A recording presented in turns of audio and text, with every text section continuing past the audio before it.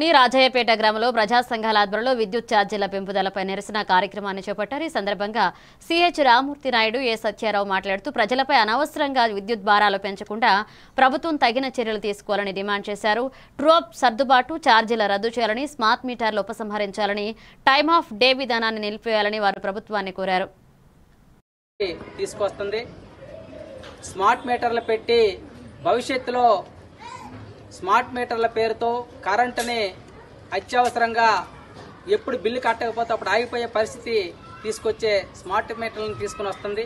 దీనివలన చాలామంది తీవ్రమైన ఇబ్బందులు పడటమే కాకుండా స్మార్ట్ మీటర్ల వల్ల చాలా నష్టం జరుగుతుందని చెప్పి గతంలో తెలుగుదేశం నాయకులు నారా లోకేష్ బాబు యువగలం పేరుతో పాదయాత్ర చేసిన సందర్భంగా స్మార్ట్ మీటర్ను వ్యతిరేకించని చెప్పి ఆ రోజు ప్రతిపక్షంలో చెప్పిన నాయకుడు ఈవేళ అధికారంలోకి వచ్చిన తర్వాత అవే స్మార్ట్ మీటర్లు బిగించడానికి సిద్ధపడడం ఇది దుర్మార్గమైన చర్య. జగన్మోహన్ రెడ్డి ఆవేళ 12 దఫాలుగా కరెంటు ఛార్జీలు పెంచినప్పుడు ఆవేళ ప్రతిపక్షంలో చంద్రబాబు నాయుడు చెప్పిన మాటలు మేము అధికారంలోకి వస్తే ప్రజలపైన విద్యుత్ ఛార్జీలు వెయ్యమని చెప్పి ఆ రోజు చెప్పారు. ఈ రోజు ఆ విద్యుత్ ఛార్జీలు పెంచే పనిలో ఈ కూటమి ప్రభుత్వం సిద్ధమవుతుంది.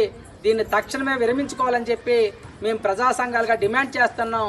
లేకపోతే ఈ ప్రభుత్వం మీద ఖచ్చితంగా ప్రజల తిరుగుబాటుకు సిద్ధమవుతారని చెప్పి హెచ్చరిస్తున్నాం. ఎందుకంటే 2000 సంవత్సరంలో చంద్రబాబు నాయుడు ముఖ్యమంత్రిగా ఉండేటప్పుడు విద్యుత్ ఛార్జీలు పెంచినప్పుడు రాష్ట్ర వ్యాప్తంగా జరిగిన పోరాటం ప్రజానీకం ఇప్పటికీ మర్చిపోలేదు.